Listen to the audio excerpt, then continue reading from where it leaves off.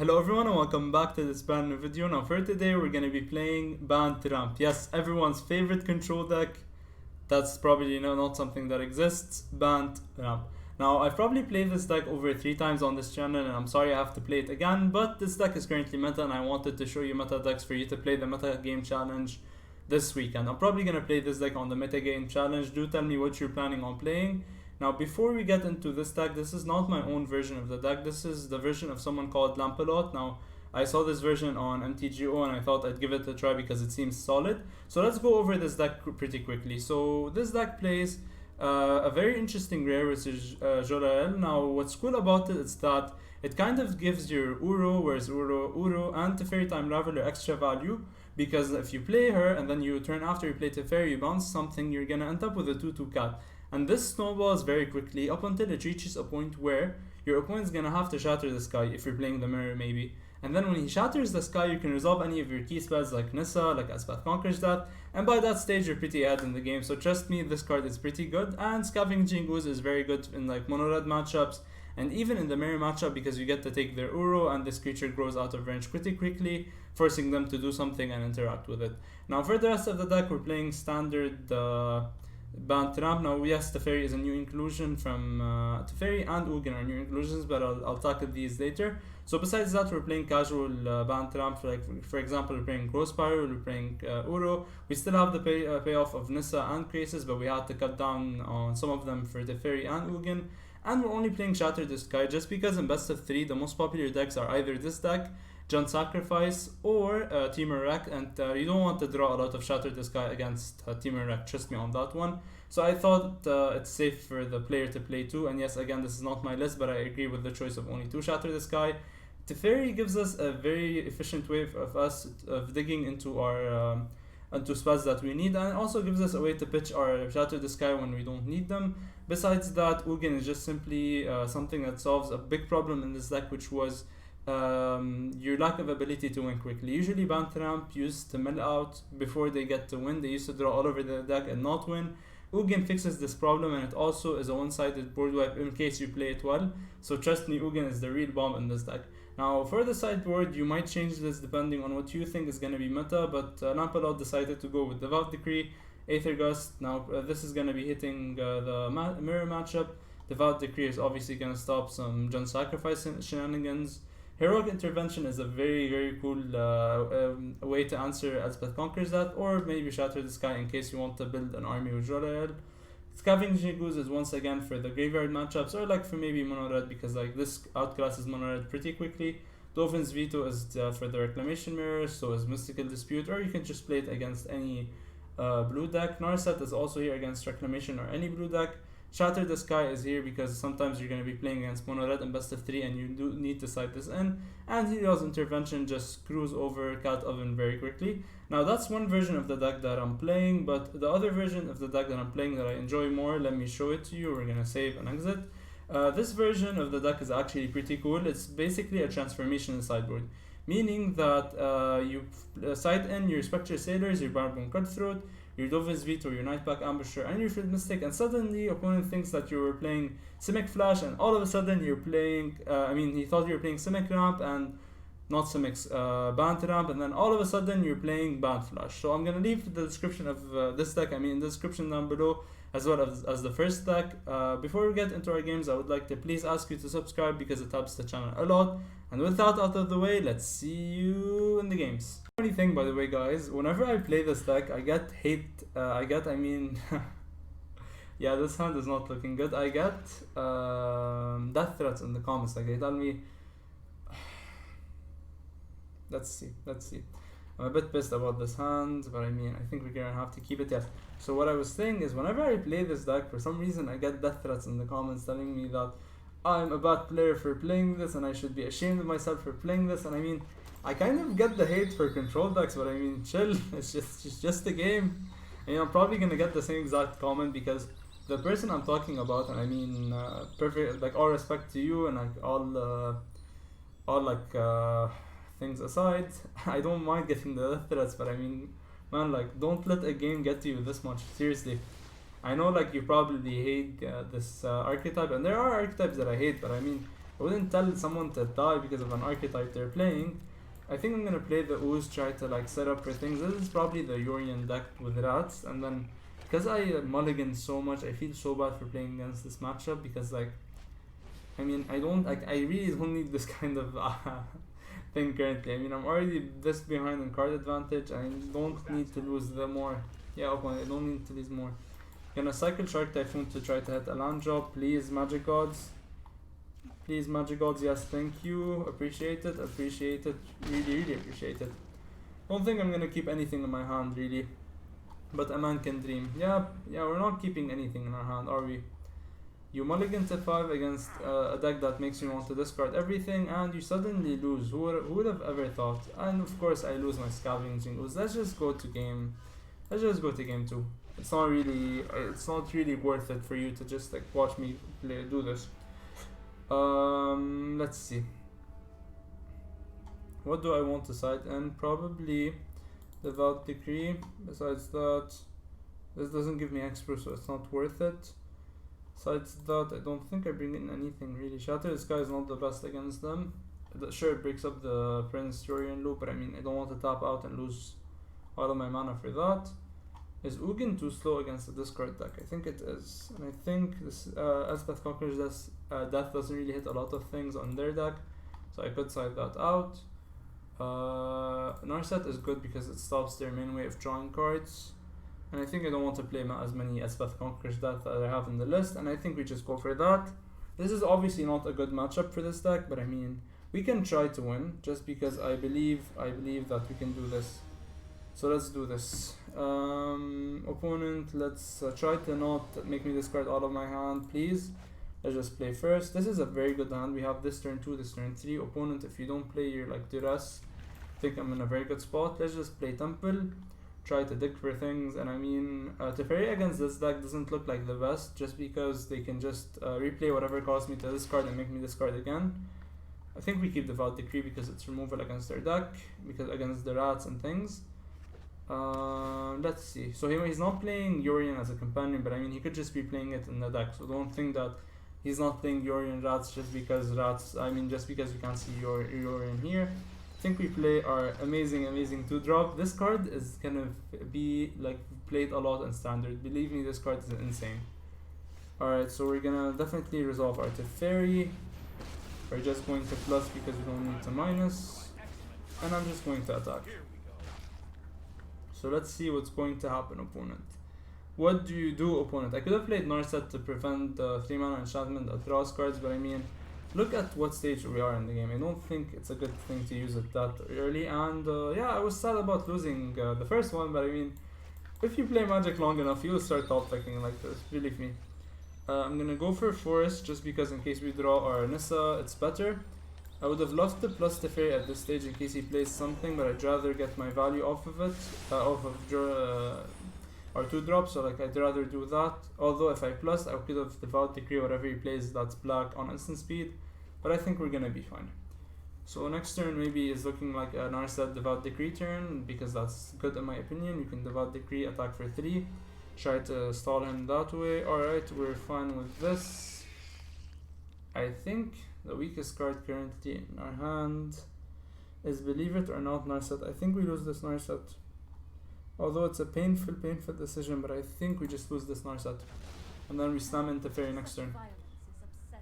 Yes, Narset, I know, such violence is definitely upsetting.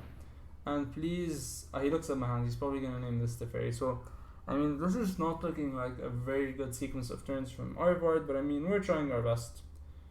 And worst case, we can just bounce, we can bounce this, and then play our Teferi, and then do something with it for 1 turn. I'm gonna play my Temple because I'd rather scry. Shark Typhoon is definitely a good pickup. Devout Decree. Again, Shark Typhoon, I know you're there, so thank you for existing. We're just going to attack for 3. And I mean, next turn you can bounce this, use that, or you can just not do it and bounce whatever threat he plays. I mean, now we just have a free discard of Teferi if he plays anything, because like, I really don't care if Teferi gets dealt with, because like, I can't even use him because of Spyglass. And I have no main deck way of dealing with Spyglass, so like, I think it's theoretically okay for me to lose Teferi Master of Time. And now the Shark Typhoon ensures that I have a way for me to draw a card even if there's no Teferi on the field, so that's good with me. Let's see what opponent has in mind. Opponent, please don't do something that you'll regret later on, please. He's like, we're all friends here, although you're trying to make me discard all my hand, but I mean, I don't hate you, opponent. I do not hate you. So please, do not do something crazy. For the love of everyone. Burglar Rat is fine, you just discard our Teferi Master of time. It's not gonna do anything, trust me. It's literally not gonna do anything. I mean, losing our land is not fine with me, but I mean, that's what happens, so we're gonna have to live with it. I think we can discard this Burglar Rat, I guess. I mean, yes, it prevents... I could just pick whatever I want to discard in case we do this with Shark Typhoon. I'm gonna keep the land, just in case I draw into something good with Shark Typhoon, I'd rather discard the land. And we can safely attack. I mean, this is building up an army very, very quickly, so like, don't mess with our 2-drop. Our 2-drop is scary, if you believe it or not. Sadly here, other abilities probably never gonna get used because opponent has such a low current hand size that I don't think is gonna be relevant anytime soon. Hopefully he plays Agonizing Remorse or something like that, and then I Shark Typhoon into a land, meaning that he just wasted 2 mana to do nothing. That would be funny for me, not funny for my opponent, but I mean, does opponent really deserve sympathy after he's playing this card? I mean, he probably just does deserve sympathy just because of the stupid decks that are running around currently. This is looking like a potential Shatter the Sky. I mean, that's annoying, but what can we do? We still have the upper hand because we have a 3-3 post Shatter the Sky. So just Shatter the Sky, opponent. Let's get this over with. Let's do this, opponent. Let's definitely do this. Alright, my turn. That feels very weird. I think I'm just gonna cycle this anyways, but I mean, I'm wondering what opponent could have. Mortify? That's not logical. There's no Shatter the Recluse is an historic last time I checked, so I think we're not in a bad spot. I think we just play our Nissa. Nissa, please survive for 1 rotation, and I'm very happy. And that's gonna be enough for us to win the game. By rotation, I didn't mean standard rotation, I just meant rotation as in turn rotation. Do I want to bring in anything? I really don't think so. I think this is the best way to try to stop them. Elspeth Conquers Death, you saw it on the top deck, it was literally useless, but I mean, I only kept 1. And then like we could have discarded it to Burglar Rat, but I still don't get why he didn't do anything with this turn. I'm highly curious of what he could have had. This hand is horrible, it's complete garbage, but I mean, if our hand's gonna get meddled with anyways, keeping a bad one isn't the worst idea. So let's see, because like if I mulligan, I'm already down a card, and then I'm down again a card because opponent's gonna take whatever I have in hand, so like I don't want to be in that kind of spot, really. Trust me, it's not something you want to be in. Sorcerer Spyglass already. I'm gonna use my Fabled Passage just in case he names Fabled Passage, because that is something. So let me explain to you the interaction. So Spyglass says that I can't activate abilities of sources with a chosen name unless they're mana abilities. Tapping Fabled Passage to search for a land is not is an activated ability. So meaning he could have just named Fabled Passage, and then I could have I wouldn't have been able to use my Fabled Passage to sacrifice it to search for a land. So always, in case you think that this might happen, always crack your Fabled Passage before the Spyglass enters the field. And another thing, always crack your passage before Ashiok also hits the field, because Ashiok prevents you from searching and you don't want that to happen to you. So I mean, be careful when it comes to these triggers, be very careful. So opponent, if you play Burglar Rat, I'm just going to pitch Teferi. Besides that, what can you play on turn 4? Seraph of the Scales is not something that I had in mind, but I mean, we're probably going to Devout Decree that. And sadly, Devout Decree Exile, so I'm not going to get to do anything about this, but I mean, that's good. That's good that we top deck Elspeth Conquers that. Why? Because opponent hasn't been playing anything for the last couple of turns. I'm going to definitely keep this Teferi. So, because he hasn't been playing anything for the last couple of turns, I can assume that his hand is mostly heavy drops. And because it has heavy drops, Elspeth Conquers Death is just going to deal with something next turn. At least I hope that happens. So let's see what happens. Davriel is fine because we just get to pitch our Teferis that have been doing nothing this whole game. So we're gonna pitch our Teferi. I mean, this is kind of anti-synergistic, just running discard spells and Teferi. And Sorcerer Spyglass, because I can just pitch what you're trying to make me not be able to use. He probably takes the Elspeth, yeah. But I mean, we untap with the Teferi, and I'm happy with that. We don't really untap with the Teferi, we untap standard Teferi, that's what I meant. Attack, and now we can just play our Teferi, always something good to do. And now we can pitch our Teferi because it's not going to do anything because of the Spyglass. So Teferi fixing a lot of our problems. Of course we draw into another one. But I mean, I'm not complaining. You can never draw into too many Teferis because the card is simply that cool. Let's see, what could be a very annoying set of draws? Yeah, that has to be probably the start of the annoying set of draws. Teferi, you can leave, I'm sorry, but I mean, you're not doing anything. Like, I kind of need my cards to do something. Please no agonizing remorse. For the love of everything, please no agonizing remorse. Alright, that's fine with me. That's really fine with me. We play our Uro. We can't escape it sadly, but I think just next turn we're going to be able to escape it. We're going to play our Temple of Enlightenment. If only we drew an untapped source, we could have been able to escape him. Teferi, you can go away. I'm sorry, but I mean, you're not going to do anything, believe me. Do I go for the aggro route of Scavenging Ooze, attacking, losing my own Uro? I think we do that, just based on the reasoning of... Actually, we don't do that, let's just not do that. Because my reasoning was, opponent's probably going to play Agonizing Remorse, make me lose my Uro. But anyways, I can just, in case he does that, I can just exile it with one of my Oozes and then that fixes the problem. So I think we're in a very decent spot currently. I mean, opponent sure has his castle, but his castle is hindered by our ability of... Not our ability, by the reason that we having such a low life total. And I think currently, if nothing happens, we have our Uro to just kind of run away with the game. So let's hope we survive with this board state. Let's hope there's no Kaya's Wrath. Although Kaya's Wrath is not the worst because I get to untap play Uro. A very brutal sequence of turns would be, sequence of events I mean, would be Kaya's Wrath into Agonizing Remorse, lose my Uro, and then we have to play top deck Wars. Although I think my deck is better at top deck Wars because his deck simply has a lot of discard spells. And then my deck has threats, so I can just jam my threat, he draws a removal spell and then he does nothing, so like that's something good about this sequence. So if you're in a top deck war against a deck that wants to make you discard, don't feel that bad because you have probably the advantage. So hopefully we draw a way to deal with this so we can kill Lily. We don't sadly. We're probably gonna lose all of our Teferis because they're not doing anything. Please draw into something good. Please draw into something good. Please draw into something good. Opponent, you're thinking, what's up? Alright.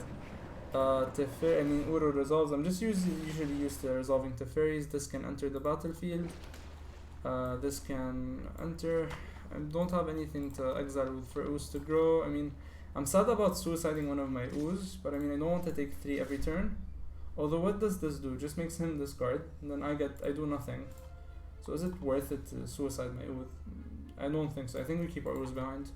Just because sure Lily is gonna be annoying, but I mean I'm not discarding anything. So like sure I'm taking 3, but Uro can just attack and then get me back that damage. And I mean sure if he kills Uro I'm kind of behind, but I mean you can just use Scavenging Ooze to exile Uro, grow the Scavenging Ooze, start attacking him, and kind of stabilize that way. So sure. If he has he probably has a land in hand because he didn't play anything last turn. Hopefully it's not a Seraph of the Scales because that would be very brutal to say the least. But I mean if it is, we can grow our Scavenging Ooze, we can grow our other Scavenging Ooze as well because we get to exile Uro. Yeah sure opponent, you're gonna make me exile nothing. See that's what I meant about top deck wars being in your advantage as any deck basically when this happens, because opponents are simply not gonna do anything. I mean what is this, a land? D-Spark. Yeah, D-Spark is pretty dead currently as a card, so like I think it's fine for him to just lose it. Not the Eminem song, like simply just lose the D-Spark, that's what I meant. I'm gonna scry first because I want to see what I'm gonna draw. Obviously land is not what I wanted to draw. And we're gonna attack this Lily. Yeah, I think we attack this. But I mean Lily can just kill our Uro in the next couple of turns. I think we're just gonna attack face, because now Shark Typhoon is lethal, although it was lethal anyways. He draws before making his decision, which is a smart play in my opinion. Narset, thank you for coming. Thank you for joining this party. Thanks a lot. I mean, you have been really missed. Trust me, you have been missed. Alright, so trigger on the stack. I mean, I'm gonna put full control just to make sure that this happens. So this is gonna go on the graveyard. How I know about this trigger, just because of playing Scarab God and Pioneer with the Rider. So before the Rider gets to shuffle himself back into the deck, you use any effect of exiling him from grave, and now you get to use your ooze. Alright, so that feels good because he doesn't get it back. Now what was I saying about the trigger? So I play Scarab God and Pioneer in a Sultai Reclamation Shell. Yes, I play Reclamation Pioneer, I'm sorry. So like what was I saying? When my Murderous Rider and Pioneer hits the graveyard, and if I have an active Scarab God on the field and I have nothing better to do, before he actually goes to grave, I can just use that ability to bring him back as a 4/4 zombie with lifelink. But enough of that story, we won our game. Guys, thank you so much for watching and taking time out of your day to watch this. If you want to discuss any of the deck choices, if you want to discuss future sideboard options, please do join my Discord server. I would love to help any of you. And with that out of the way, I'll see you guys next time.